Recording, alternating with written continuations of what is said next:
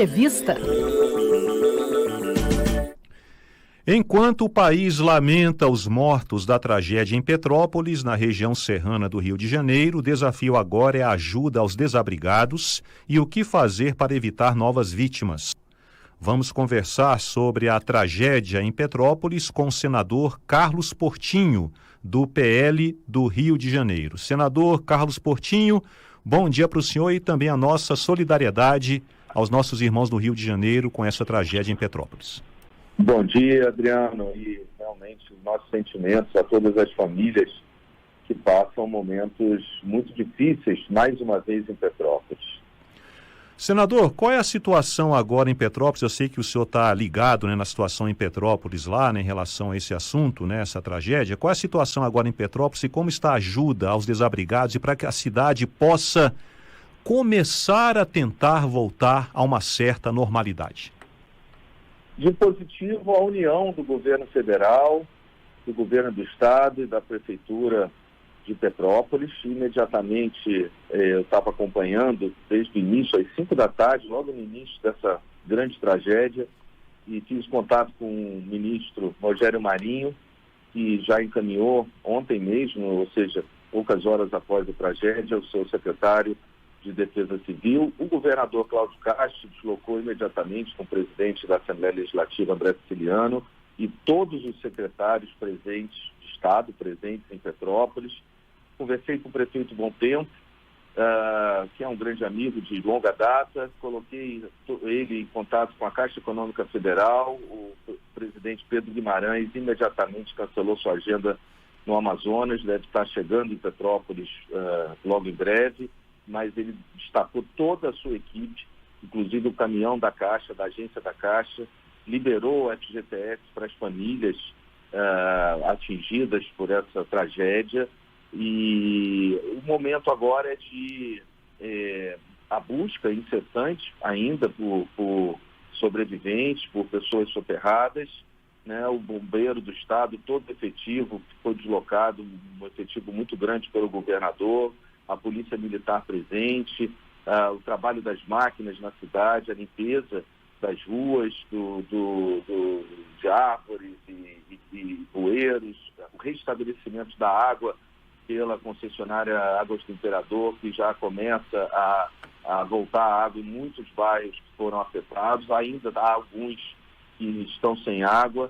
Toda a sociedade civil e as instituições produtivas, como a Firjan, como a FEComércio, a Associação Comercial e a própria OAB, estão disponibilizando ajuda humanitária a Petrópolis e recebendo doações, principalmente os batalhões da Polícia Militar e a agência da seccional da OAB lá em Petrópolis e a principal aqui no Rio de Janeiro também. Em Petrópolis, a Casa Portugal, inclusive com a mobilização da Comissão das Vítimas da Enchente de 2011 ainda, que ainda juntam os cacos.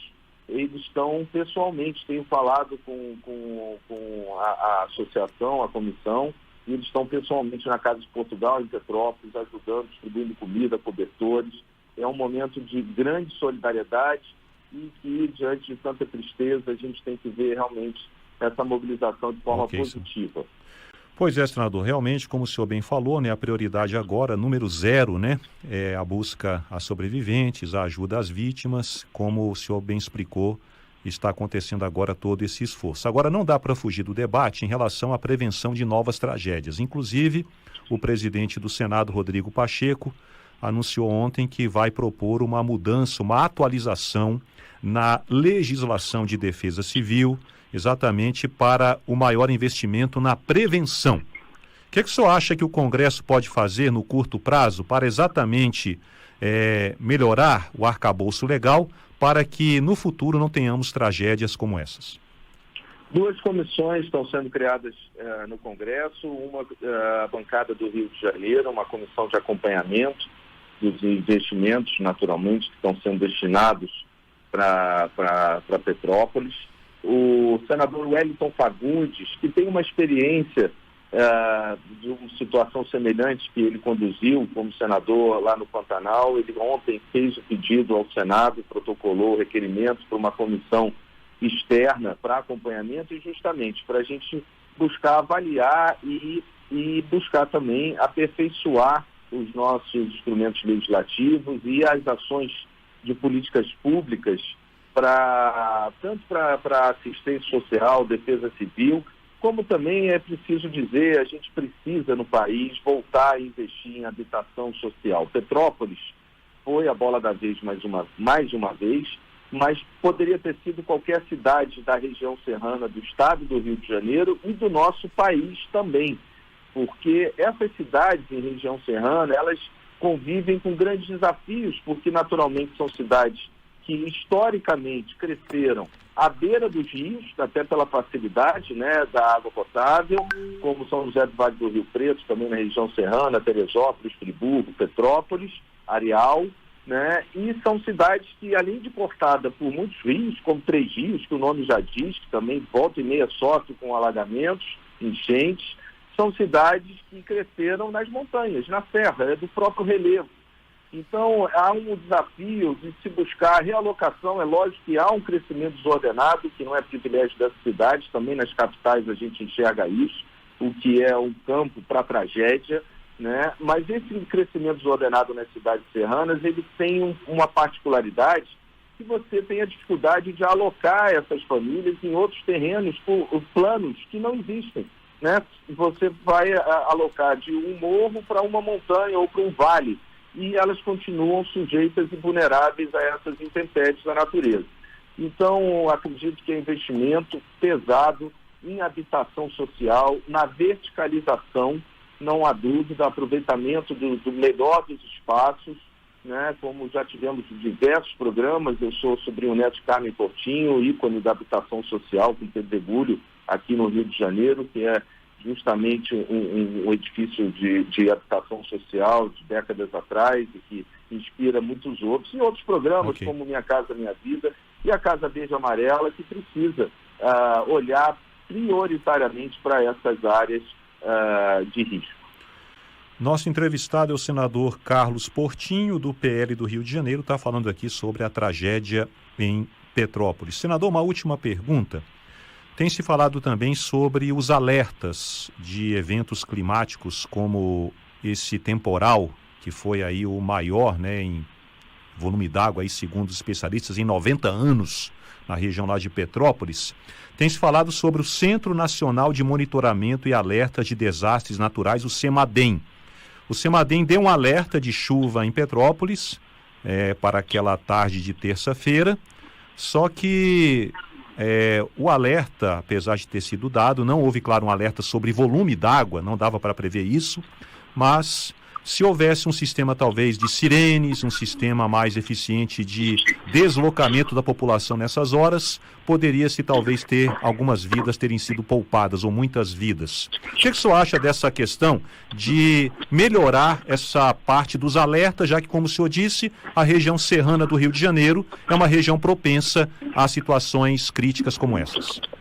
Eu tive a experiência como secretário de Ambiente do Estado em 2014, ainda no rescaldo da tragédia de 2011, e eu posso dizer que a grande maioria, quase todas as comunidades que eu tenho conhecimento de Petrópolis, elas possuem sistemas de alertas, né, de sinais que visam a prevenção. Esses sistemas estão em funcionamento, assim como a limpeza dos rios, né, que é constante nessa região serrana, com o programa Limpa Rio do estado do Rio de Janeiro. Ocorre que, primeiro, nós não temos a cultura da evacuação, né? Nós precisamos aperfeiçoar essa expertise e a população ter a segurança e a informação, conhecimento da sua necessidade. Eu acompanhei desde o início, às 5 da tarde, eu já estava acompanhando essa tragédia em Petrópolis, no dia que ocorreu. E, curiosamente, o nosso sistema de meteorologia, ele dizia que na cidade a chance de precipitação de chuva era de 37% apenas. Sem dúvida, a gente precisa aperfeiçoar os nossos sistemas meteorológicos, eles precisam serem mais precisos, não há dúvida disso. Mas é difícil também, é um desafio, que eles indiquem exatamente aonde esses bolsões d'água de chuva eles vão cair. Por exemplo, ao contrário de 2011, que essa chuva se concentrou na região do Vale do Cuiabá e Itaipava, né, dessa vez foi no Alto da Serra e na região central urbanizada da cidade. Né? É difícil prever o local aonde essa chuva ela vai cair. Para ter uma ideia, justamente na região de Petrópolis, que da outra vez foi afetada, não caiu um pingo d'água, assim como, graças a Deus, também não em Areal. Ela se concentrou nessa região do Alto da Serra. Então, eu acho que a gente tem que investir, sim, no sistema de sirene, que já há, mas aperfeiçoá-lo com eventos, testes de evacuação, identificar áreas, o que é, como eu disse, difícil numa região montanhosa de serra, onde você possa alocar, até porque no caso de Petrópolis, com esse alerta, teria praticamente alocar toda uma cidade em uma região de planície, né, mais segura, e com a dificuldade geológica e geográfica de se encontrar ali próximo à região. Okay. Mas é um exercício cultural até, que nós temos que investir, temos que fazer, e a Defesa Civil, ela conhece bem, ela tem alguma expertise nisso, mas a gente tem que aprender com outras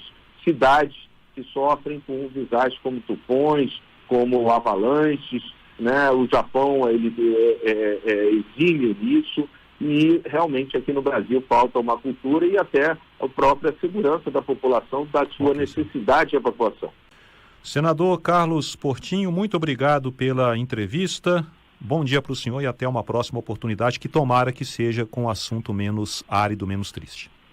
É o que todos nós esperamos, que Deus olhe por todos e que a população da região serrana continue em alerta. Vai chegar o mês de março, que já dizia Tom Jobim, o poeta, são as águas de março, né? Então que acreditem nos avisos e que procurem sempre o melhor abrigo nesses momentos.